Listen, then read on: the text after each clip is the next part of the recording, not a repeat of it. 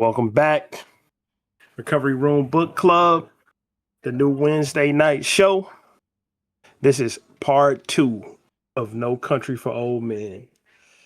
Um, in the first part, we covered chapters 1 through 4, and we're picking up chapters 5 to 8, the next 4 chapters. And needless to say, before we even get going, I was very wrong.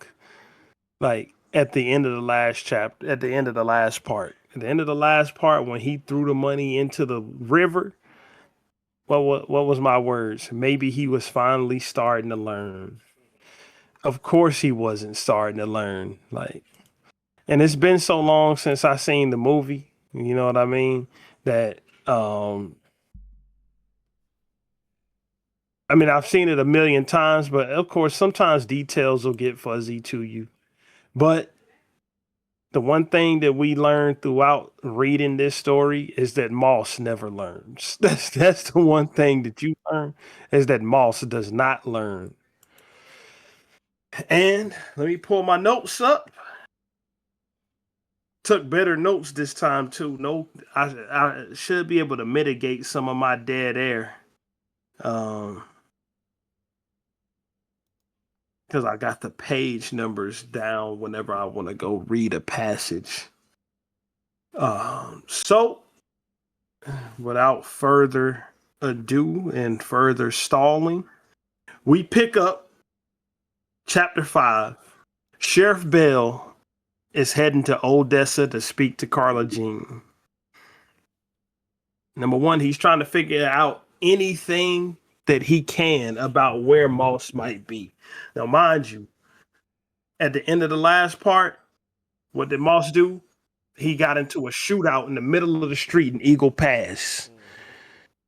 The only reason that he wasn't dead right then and there is because Chigurh, who he had previously shot, the shootout it was all out carnage. But anyway, to sum it up, the only reason why he wasn't dead right then and there when he got ambushed by the killers, the other hitman that was hunting him down, is because Chigurh ambushed them. And of course, Chigurh is an absolute surgeon, so he killed one of them before they even knew what was coming. Right. Before he even could get his gun out. So we get away from that part and we get back to what Bell is up to, doing his damnedest to try to save this fool's life, But right now, he's at Carla Jean's mother's house in Odessa, trying to figure out where Moss could be. 1 second. Hold on. I lost my place in my notes like a moron. Anyway, here it is. Carla, of course, what did she tell him? She was already irritated with the whole situation, and she told his ass, I wouldn't tell you where he was at even if I knew. Mm-hmm. You think he ride or die shit though? Like, I thought that was cool, and it really surprised me on the age gap of Carla Jean and Llewellyn as well. Well, he isn't before we go any further, he isn't that much older than he isn't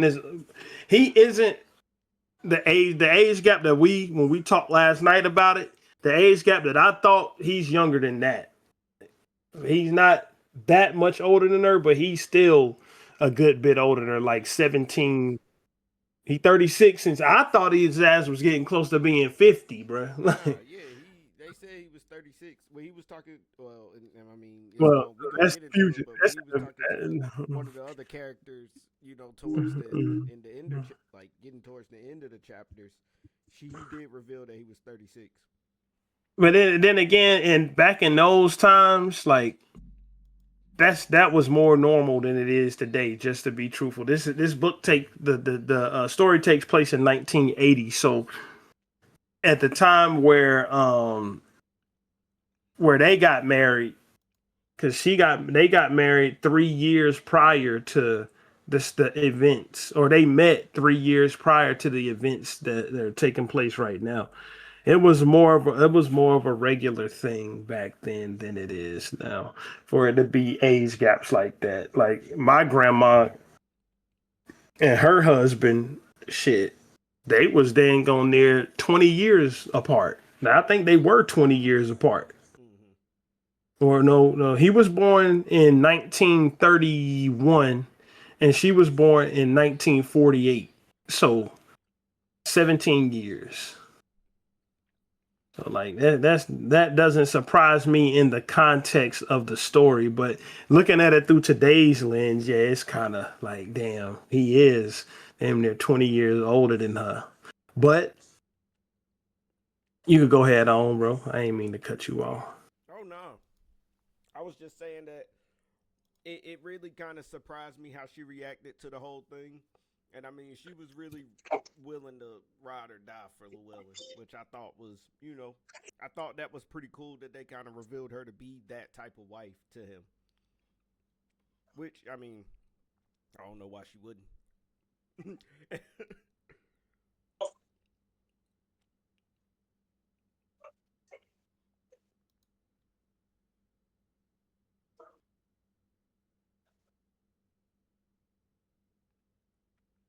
But, My bad. I had to rescue my stuff from dying. Charger came unplugged. oh yeah. Go ahead though. But, yeah, she really just got into how she hasn't heard from him and she doesn't know his location. And she didn't discuss anything about the money. Really, I mean, I keep saying it, but she didn't want to be a snitch either. Yeah, she is in the mindset of holding him down. I mean, she does love him. You know what I mean? For better or for worse, because he is making bonehead choice after bonehead choice in this story. And like even all up to now already, he's making stupid decisions. Um, and you learn later on as you go forward in the narrative that he doesn't really care that they're stupid decisions. He's enjoying himself. You know what I mean? He's having a grand old time, but we'll get there when we get there.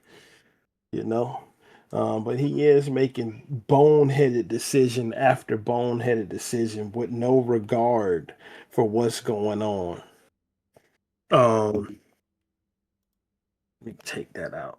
So, second, let me get back to my notes. She does get into, a brief story about how they met, how when she was working in the Walmart at 16, she knew he was the one as soon as he walked in. And that story is important because she says something that that kind of speaks to her mentality about why she's handling the situation with Sheriff Bell the way she is. She says when you get something that you want, you know you bound to lose it. That's basically what she says. So she knew that when she first saw him that was who she wanted. Um, he didn't know if he she didn't know if he felt the same.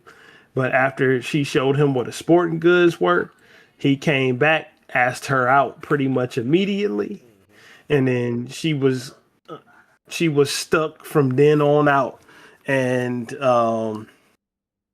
excuse me, she at least she feigns like she's to grips with the fact that she could lose him at any time. But I think that was she was just coping, bruh. She was just coping because she knew when you hear the word $2.4 million and you know that the person that's talking to you shouldn't have $2.4 million in their possession under any circumstance. Right. She knew that he had done something that was probably going to get him killed. And I think that she was just trying to cope at that point.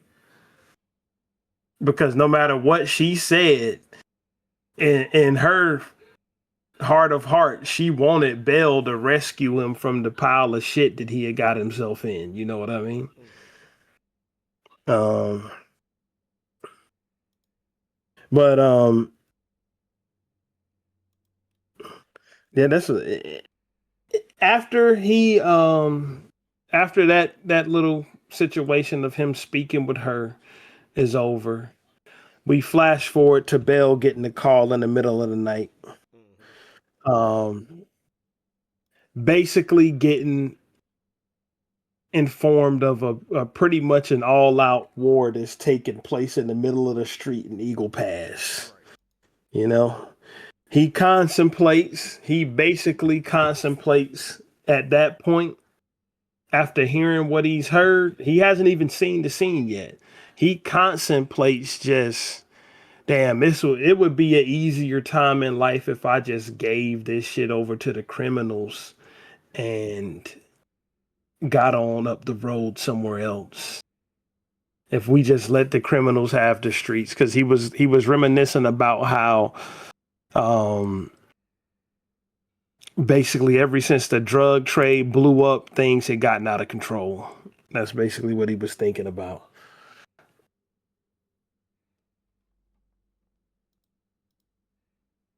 And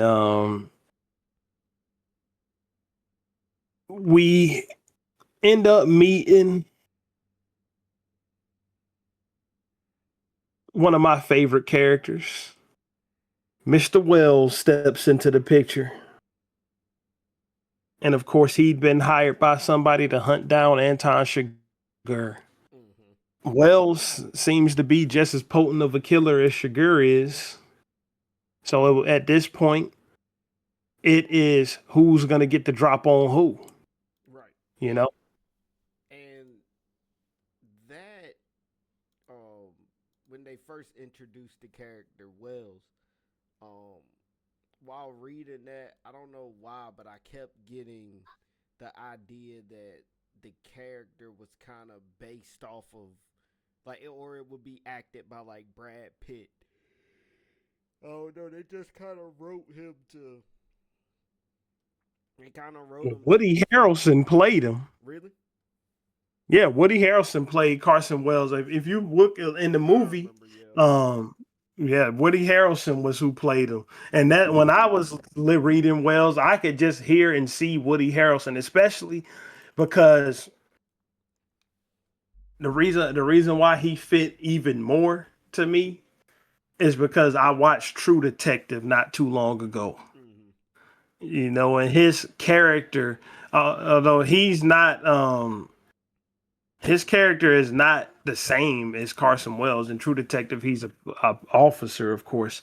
But the reason why I said it, I watched True Detective, and that kind of makes it. It's because he's a Southern guy in True Detective, and that voice that he was putting on in True Detective kind of is similar to the one that he put on in No Country for Old Men. So it kind of cemented him, my vision of him as being Woody Harrelson. That's what I'm trying to say. Yeah. Uh, but Overall, go good ahead. character though. I mean, I like the way that they kind of wrote that character in. They made him seem really really cool. Um, even down to his like real tracking abilities. Like he was able to really track. Um, he was able to really track people. Um, and this is we're now getting into chapter 6, correct? Pretty much 5 to 6. Yeah. So, um, this is after the Eagle Pass shooting. So I Mhm. do want to talk about Chigurh because this is the part where he goes to the veterinary clinic to get the supplies. Well, Um, that hasn't happened just yet. mm-hmm, You forgot what happened. Wells went to the hospital to meet Moss, the hospital he was at in Mexico, mm-hmm, before we get to Chigurh getting the supplies. where he But I gets know the you want to flowers. talk about. So let's get through that part. I know you want to get to where Chigurh was doing that wild shit that he was doing, bro. Like that man was crazy, bro. Mm-hmm, He's crazy. But Carson Wells, he pulls up. He's been hired to hunt down Anton Chigurh. He he don't like Anton. He doesn't make it any bones about it. He doesn't like him. He downplays how dangerous he is. Like he's tired of people acting like Anton Chigurh is invincible. They've done a job before together in the past. So um he's he's experienced dealing with him. So that might be a reason why he doesn't have the same reverence that a lot of other people in the story have towards him, because the police officers pretty much think he's the Grim Reaper at this point. They don't know that half of them bodies been left behind by Moss. Like they just think it's Chigurh, and of course he has that stun gun that they started calling it the stun gun, but it's the air tank with the rod that's used to kill cattle in it. That's what he's carrying around. That right there seemed to shake Sheriff Bale, like the fact that he was carrying that around, because I mean, I think that symbolized that he is not a conventional killer, right? He's a person that'll use any tool, he turn anything into a murder tool. Right. That's what I think that symbolizes about him. So they don't quite look at him the same way that they would look at any regular hitman that's running around doing hits. But they get to the point where Wells downplays how dangerous Chigurh is, and Wells is kind of oblivious though. He doesn't read the newspaper, so he has no clue that the hotel shootout has even taken place at that point. He's informed of it by somebody else, and he goes to that hotel in Eagle Pass, sees all of the aftermath that's there. He tries to get information about the events from the clerk. First, the clerk says, "I can't talk about it," and then he reveals that he couldn't talk about it even if he wasn't wanted to, because he just started working there. You know what I mean? So he wasn't even there when the murdering happened. Anyway, the clerk is on edge, and Wells shows his sense of humor, right? Start making jokes about getting whores and all type of stuff after a bunch of bodies just got dropped. 2 people got killed and 2 people are presumed dead from that just happened. You know what I mean? And Wells is out there cracking jokes. The clerk is still on edge at this point. Wells goes to investigate Moss's room. He finds the remnants of a confrontation between Moss and Chigurh, because Chigurh and Moss have already met face to face at this point. Moss stared death down and escaped with his life barely, and didn't leave him. He didn't leave death unscathed. He left his mark on death. But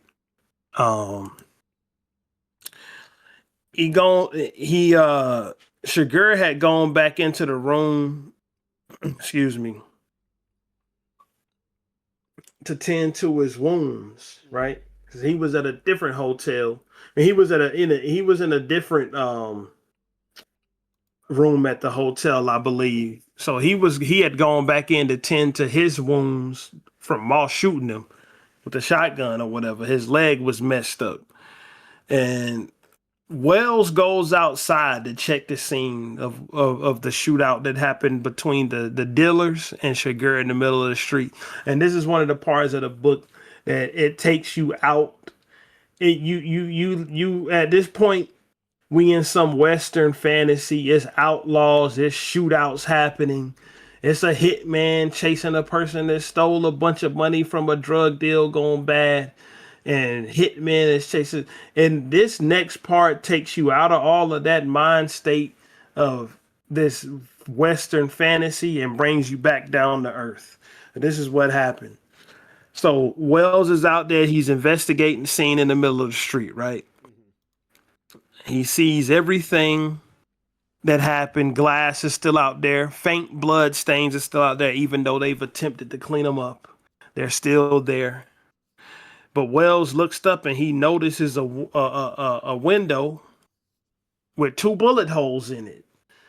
So he finds the door that goes with that window, enters the apartment. When he gets into the apartment, he finds an old lady. Like he could smell the smell of death from outside. He enters it. He finds an old lady. Stray bullet has hit her in the head and killed her. She sat in the room in her chair where she reads the newspaper at so long that she's already started to rot, and nobody has even bothered to check. Like this is where the book takes you out of all of that action-packed John Wayne shit and tries to ground you in the fact of what can really happen to regular people that don't have anything to do with this nonsense when this nonsense is taking place around them. Because, of course, nobody had even, gone to check on this lady. She was in there dead. And had these morons not come through the town where she's probably been living for 50 years, she would still be alive at that point. But it's so the whole world is so worried about the drug dealers and the money thief that's running around living out their boyhood fantasies in the middle of the street, having shootouts, that nobody had even thought to look at in the apartment of an innocent bystander who was dead. So after that, Wells, of course, goes to the hospital. We don't get narration of him going to the hospital. We skip ahead to Moss waking up and Wells is sitting in the corner of his room with flowers. Wells is after the money. Moss can already sense that he's after the money. He's after the money and after Chigurh, but at this point, it's a free for all at this point. You know what I mean? It's a free for all. It's no more.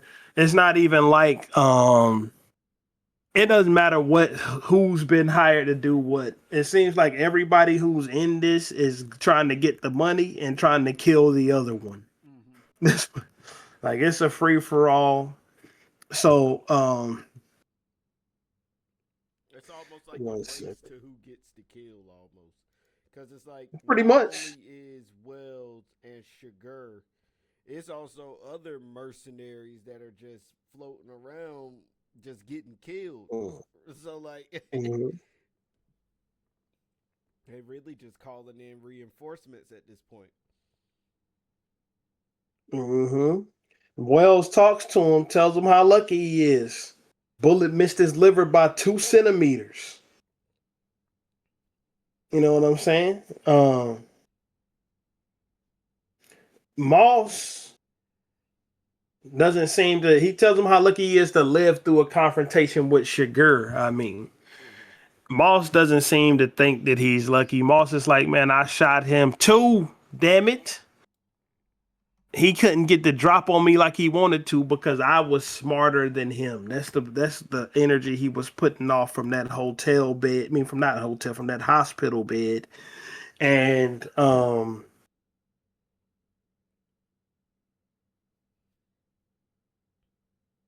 Wells tells him he made it out good.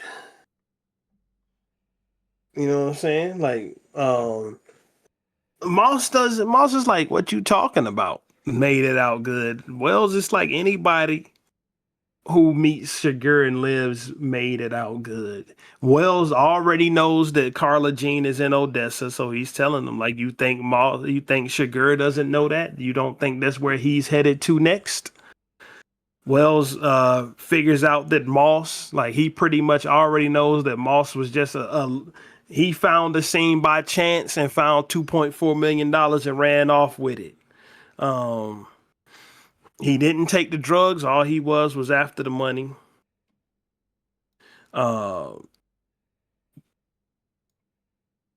One second.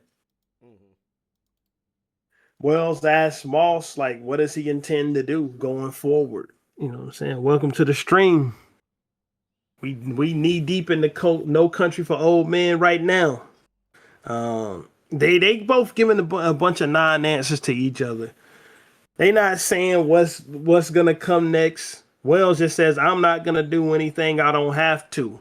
Meaning that if you just tell me where that money is, I'm not gonna blow your head off and go kill your wife. That's what he's telling them. You know. We already talked about him doing a job with Chigurh in the past. Um, Moss doesn't still like Wells is like trying to warn him what type of man Chigurh is, but Moss just isn't getting the picture. And that's painted by the fact that he even brought up the idea of cutting some type of deal with Chigurh, like that would ever work. You know what I mean? like Wells reiterates that nothing that Moss does or says will stop Chigurh from killing him, even if he returned every red penny of that money to him. He's already inconvenienced him, and you inconvenience him. He has like his own set of principles, so he is. They said that word for word in the book too, Mm-hmm. He said he's a peculiar man. That's what he said.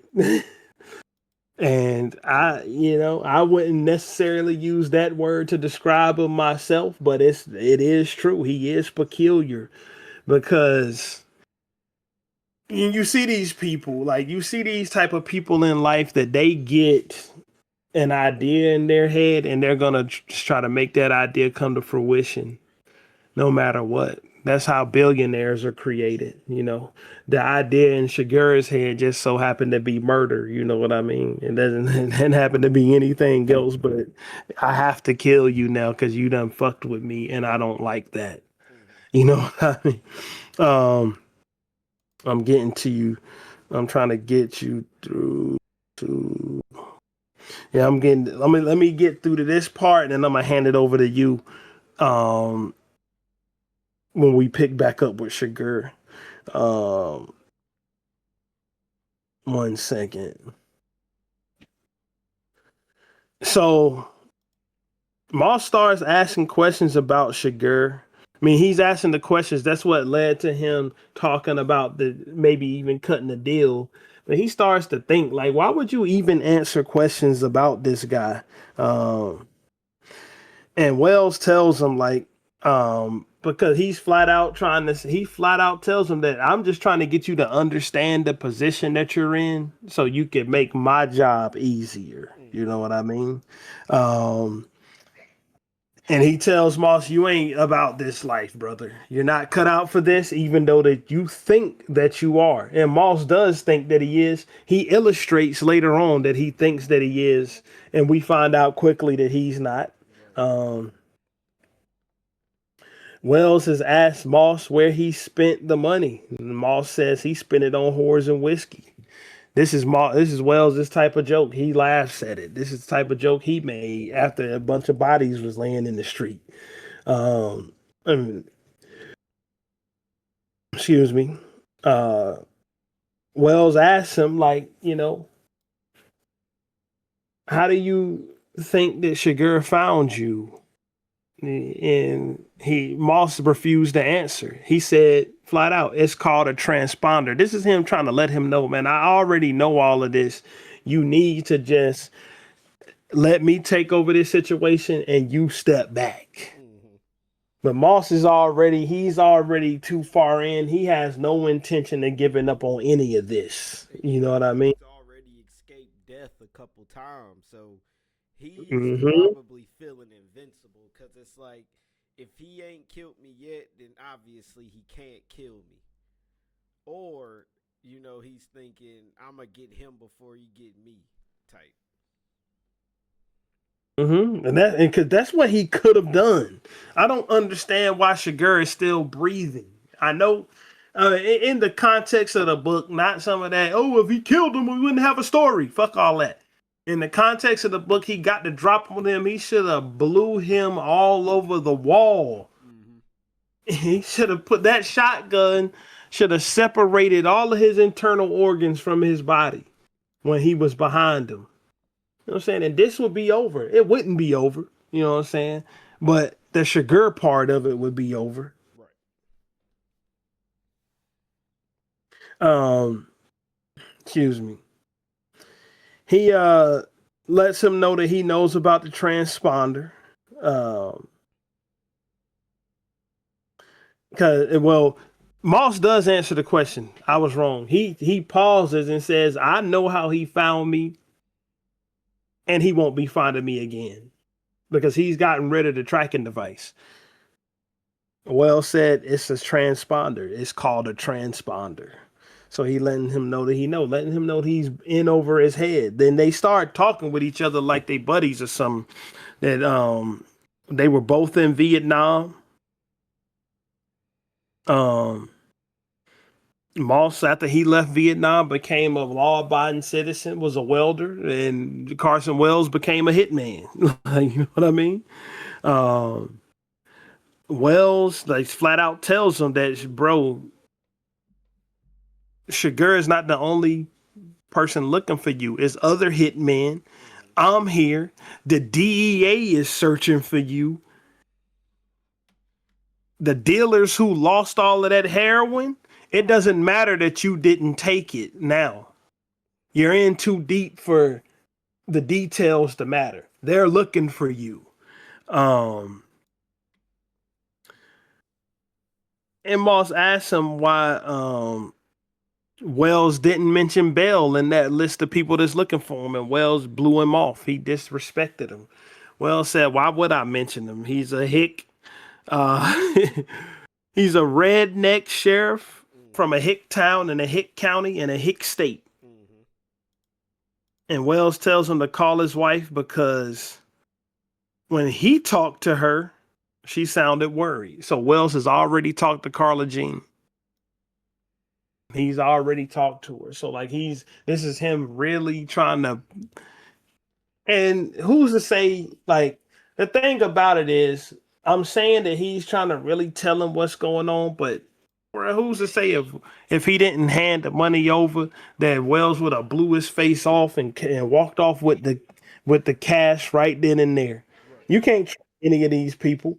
So we're getting into chapter 6. It opens with Bell flashing back to his younger days and just thinking about how a lot of people who grew up in his era, they had to grow up quick. About how They married um, young. They held mhm, great responsibilities early, and they fought in they wars. fought in wars, which is what Bell did. He fought in France, so he was in World War II. 18-year-old with a was a pastor of a church. Um, and just talking about how his wife keeps him grounded while doing the job, how basically she's his backbone. And like every chapter starts off with one of these flashbacks or with the sheriff thinking about something. Almost every chapter starts off like that. But from there we lead into the real meat of the chapter, and it starts with the shotgun blast to Chigurh's leg is starting to fester and get worse. Blood soaking through the towel in the seat of the Ram Charger that he's driving. Mm-hmm. And where does he go from there? So he goes to a veterinary clinic for supplies. Um, and this is one of the scenes in the movie that I love, so it was really good reading it. Um, he creates explosion in order to steal some medication from the drugstore. So he grabs fucking and this is also goes into how resourceful Chigurh is in order to like uh get this piece of cloth that he ripped down into the gas tank to be able to blow up the car that he blew up. Um, and in turn, he does. He blows up that car. He goes into the veterinary. He goes into the Well, supply and he he starts to bought grab the medication. he purchased stuff from the vet clinic. He blew up the car in front of the pharmacy. Mm-hmm. So like the pharmacy was closed, and that's what I was when that happened. I'm like, bro, what the fuck is wrong with this guy? Because, excuse my language, but because he had been using discreet methods to get into places, he'd been using the stun gun, aka the air tank, and to break into the pharmacy, he just blew the whole front end of the store off. But see, But go ahead. also desperate times call for desperate measures. He probably knew that he wasn't going. I mean, I'm not gonna say he wasn't gonna last for too much longer, but he knew in the condition that he was in, he wasn't really due for much. So he probably um, had to create a great type of diversion in order to get the resources that he needed.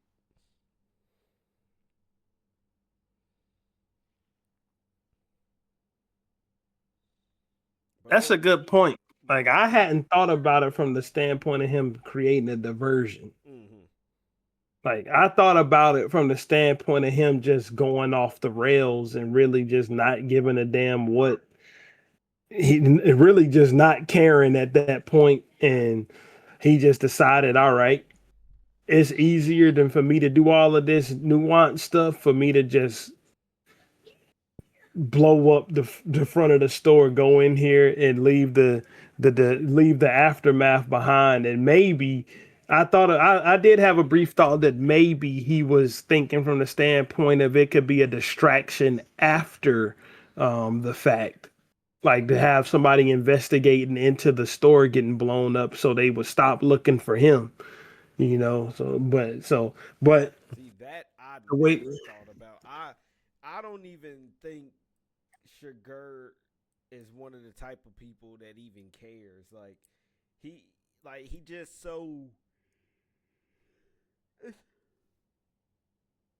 excuse me. It's always like he's a couple steps ahead at all moments, at all times. So he is careful though, because you got you see in the well later on, let's not jump too far ahead, but when he thinks that Bell is onto him, you know what I'm saying, he does like it. And that's something that they did different in the movie, where like in the movie he was in the room when Bell showed up. In the book he was in the parking lot in the car when Bell showed up, you know. But he did he didn't just run up and try to kill Bell or nothing like that. He did move through it tactfully, but we can get back to the part that we're actually on. mm-hmm. You said that you didn't think at this point, you think that you thought that he was somebody who just really didn't care how he handled it. He was just focused on the mission. Yeah, and he knew he needed those supplies, and he knew he needed them fast too. He didn't really have time to go in there with the air tank and ask people questions and make them sweat a little bit. He needed those supplies fairly quick, or he was gonna be out of there. Yeah, that's very true. He reflects, and he reflects on this a little bit. He reflects on this situation a little bit later, but he gets a hotel room Mm-hmm. just for him to recover in. He recovers in it for 5 days. Yep. He's not invincible. He's hurt. The only thing he does is he eats and then goes back to the room and watch TV. And he's like in a almost in a trance like state, because they get into describing that he doesn't even particularly care what's on the TV. He left it on the same station The for whole the time. entire time. Like no matter what came on it, he just watched it. You know, on the fifth day, he goes to the cafe to eat. Two officers come into the cafe, and this is more of that fate. You know what I mean? Because the theme that we talked about from the beginning of talking about this book is how different decisions, like, of course, Moss picking up the $2.4 million was a gigantic decision. That's not a small decision. But the decision for him to go hunt deer that morning, he could have very well went and did anything else and none of this would have happened. You know what I mean?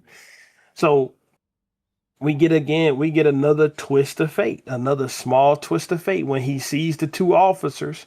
What's the little small detail that got him out of there, bro? What do you remember what it was? What was it? He left his crutches in the room. Yeah. He left his crutch. That was the small detail that got him out of the cafe without being questioned. He didn't bring his crutches with him to the cafe that day. And what did he do when he saw them? He got up and left.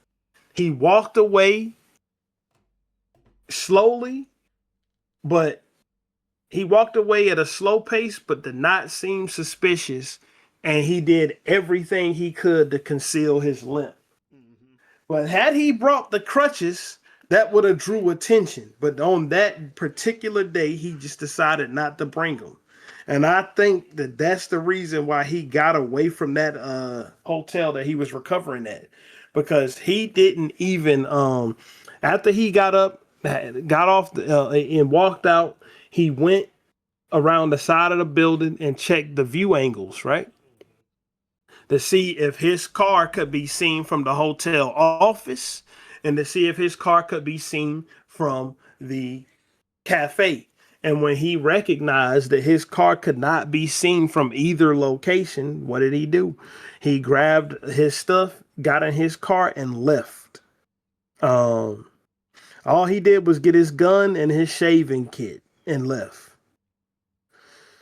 So, like, it's just the little writing touches in the book that's like that, like to make everything make sense. Because I think that the attention to detail in this writing, and you can talk about it further. He put it's like he put effort into making sure that there wasn't any weird questions that you would have. Um, like Chigurh left the crutches. He didn't have them that day in the cafe. That led to him not drawing as much attention as a person that would be walking on crutches would draw. Mm-hmm. Like, just that might have just saved him a glance from the cops. You know what I mean? Right, or even making him walk so slow that he appeared to have no limp.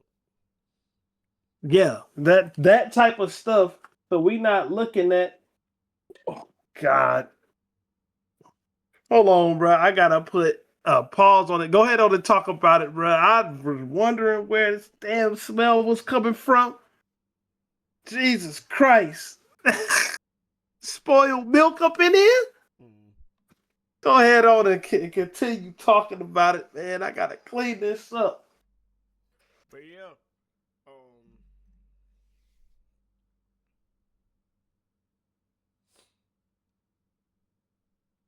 so Chigurh ends up staying hidden for 5 days. And then he left, obviously, after spotting the sheriffs.